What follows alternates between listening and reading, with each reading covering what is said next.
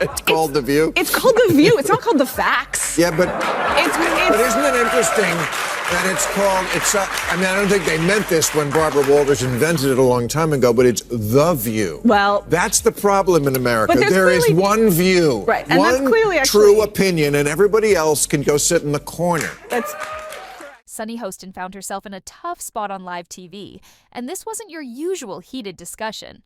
Bill Maher and Megyn Kelly took her to task in a way that left no room for her usual confidence.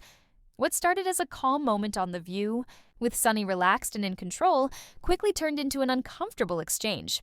Within seconds, she went from confidently leading the conversation to visibly thrown off, clearly caught off guard by the intense pushback. Disgusting. She's Anna Navarro in your wildest imagination. You could never solo host a show. You will only ever make it as part of an ensemble, and you could never hope to achieve the success that Tucker Carlson has. So you can sit in your little cheap seats all day long and enjoy your little negative henpecking, but your careers are going nowhere, and Tucker is about to dominate. So, what sparked all this? Imagine a clash so intense it made reality TV look tame.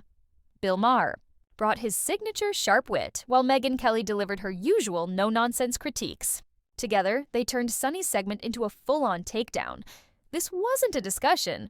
It felt more like a live TV showdown. Sunny came in ready for a casual talk, but they showed up fully prepared, armed with facts and fierce arguments. Her usual confidence wobbled, and by the end, she looked stunned, like she just opened an email with bad news and no warning. Talk about Whoopi Goldberg, because I got so many texts this week because she attacked me the week before. Sure. So everybody was like, oh, Bill, I get you're enjoying the karma. First of all, I'm going to talk about this at the end of my show next week, teaser. But there is no fucking thing as karma, okay? Get over that. Whoopi attacks me on a regular basis. She says stupid shit on a regular basis. They just happen to coincide. But let's talk about Sunny Hostin's go-to move, bringing up her law degree like it settles every debate. She often leans on her background as a former federal prosecutor, treating it like a golden ticket to win any argument. It's become such a regular thing, you could practically see it flashing across the screen.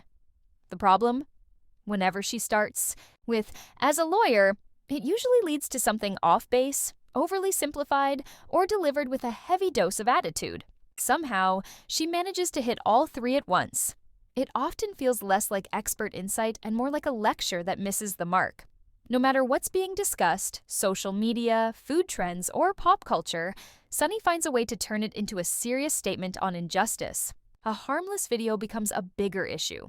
A simple opinion becomes a debate on deep-rooted problems. It's like watching a constant stream of online outrage play out in real time, loud, dramatic, and often missing the point entirely. Hot mess that they air in the mornings, called The View, had to issue not one, not two, not three, but 4 corrections, legal corrections, 4 legal notes. Not to mention what they did at that debate, where once again, they tried to fact check only one side. And then when their fact checks got fact checked, they cowered. They cowered in fear. I mean, this is a pattern with. Here's the real kicker. Even Whoopi looked like she wanted the segment to wrap up. That classic side-eye said it all. Not this again. While Sunny was turning a simple conversation into a dramatic lecture, the rest of the panel seemed ready to move on. Sunny didn't just lose a debate. She got completely overwhelmed in a clash of ideas. And when it was over, all she had left was that familiar look of frustration, as if everyone else was the problem. Having strong opinions is one thing, but Sunny often turns each segment into a solo performance. Part courtroom speech, part dramatic rant. She's not discussing. She's preaching, like we're all in the wrong. But Bill Maher and Megyn Kelly weren't having it. They skipped the theatrics and came in with sharp logic and straight facts. And just like that, Sunny's usual confident style crumbled into an awkward moment that missed the mark. No applause, no impact. Any term you want. Okay. Because maybe that is a word that's triggering, and so let's not use that word. I don't know, want to call it the super far left, but don't tell me the left had... Maybe the super far right. Well, he's talking about the left. Well, then okay, but we talked about that. I mean, I think we agree about the danger of the super far right, and I can't say it enough. I think they're the bigger threat. But Don't tell me that the left hasn't changed. I mean, I'm old enough to remember when it was the conservatives who hated the Jews. Yeah. Okay.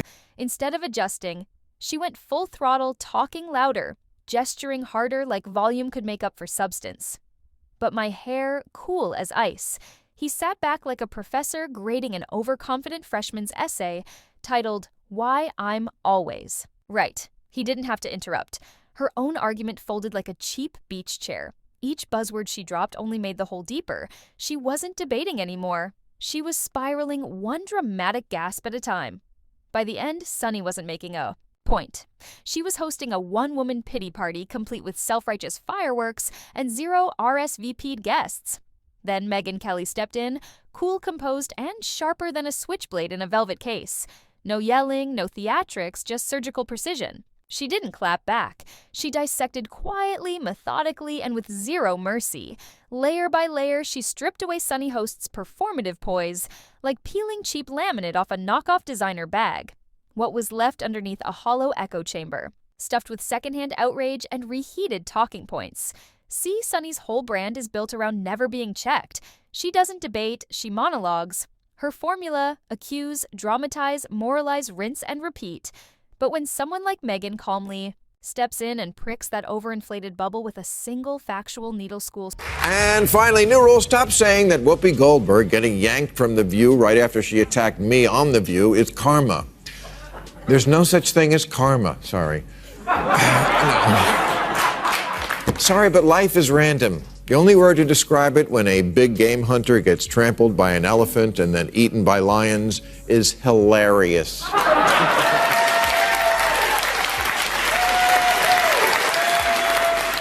Everything unraveled in real time, and it was tough to watch. This wasn't just a slip-up, it was a complete breakdown of her argument. Sunny's usual confidence disappeared mid-sentence, because when your stance is based solely on moral high ground, even a quiet, factual response can feel like a knockout punch. And Megyn Kelly didn't raise her voice. She simply stated the facts, and Sunny's whole approach started to fall apart like a stage prop in a low-budget drama. Let's be honest, Megyn's presence alone seems to trigger something in Sunny. The moment her name comes up, Sunny's tone changes like clockwork. What's Megyn's real offense? Speaking clearly, calmly, and backing up her points with facts. That kind of straightforward talk seems almost out of place on The View, where emotion often overshadows information. If you dare present facts without dramatic pauses or emotional appeals, you're suddenly seen as a disruption, and Megyn Kelly, in that environment, is seen as public enemy number 1. They had a discussion on The View about world superpowers, from the sound of it. That's how they got into it. And Sunny Hostin made some comments about patriotism and America and Black America. It's all in there, Jason. I mean, it's all in there. I'm going to tee it up. It starts with Alyssa Farah, who's supposed to be the Republican commentator. And then you'll hear Sunny jump in. Listen. If America is not the number 1 global power, it's not going to be Denmark. It's going to be communist China, a country that right now the government is imprisoning Uyghur Muslims in concentration camps. It is a deeply racist government. It's a human rights violating government. It is a government that if they are the leader of the free world, we are not a free world the way that we are right now. So the notion of patriotism and the notion of America and the American flag has been co-opted by the right as if they are true patriots. But when I listen to Christopher Wray, the head of the FBI, he said white supremacy is the biggest domestic threat to this country. While Sunny's over on her usual track, raising alarms over the latest threat to democracy based on vague commentary and a dramatic MSNBC segment, Megyn Kelly stays calm, collected, and clear-headed. And honestly, that's what really seems to throw the panel off. Megyn comes with sources, statistics, and steady reasoning. She communicates like someone who's done her homework, and that kind of calm logic feels almost threatening in a room that often leans more on emotion than evidence. Sunny, on the other hand, brings a toolkit full of dramatic delivery. Big reactions, emotional rants, and expressive gestures meant to convey outrage or deep concern. She's got flair, no doubt, but not always the facts to back it up. Then, here comes Megyn, calmly dropping fact-checked points right in the middle of Sunny's emotionally charged monologues. One after another, each grounded and precise, cutting through the noise like a professional at work. It's like watching someone show up to a serious debate with a coloring book, then getting upset when their approach doesn't match the rules of the game. Each time Megyn responds with solid data or historical context, Sunny's reaction is almost immediate. Eyes wide, voice raised, but always falling back on the same defense: indignation. It's as if logic itself is out of bounds, and calling for basic reasoning is somehow crossing a line. Donald Trump will be sworn in as the 47th president of the United States, yay, on January 20th of this month. Not everyone's happy about it, and many people would like us to be more focused on the insurrection that he personally unleashed, if you ask them. As we discussed earlier, they think it's as bad as like the Holocaust, and you don't have to take my word for it. Here is Sunny Hostin of January The View 6th was today. an atrocity. It was one of the worst moments in American history. And when you think about the worst moments in American history, like World War II, things that happened, like the Holocaust, chattel slavery. Yeah, the January 6th is right up there next to the Holocaust and slavery. And don't even get me started on Sunny's serious stance against comedy. For someone who often talks about her knowledge of law and society, she reacts to jokes like they're crimes. Sarcasm, satire, or a clever punchline, she treats them like threats to order itself. It's 2025, and Sunny still hasn't quite grasped that making fun of public figures is just part of a comedian's job. Expecting Bill Maher not to roast politicians is like walking into a bakery and being upset they're selling bread. But every time Maher even smirks, Sunny seems to freeze up. You'd think he just read her personal diary, complete with her deepest thoughts and dreams. The reaction is immediate. Gasps, hand-wringing, like a dramatic scene in a play. She acts as if saying, "I'm offended," should shut everything down. But here's the truth. Just because you don't like a joke doesn't mean it's wrong or illegal. That's the real resistance to honest humor right there.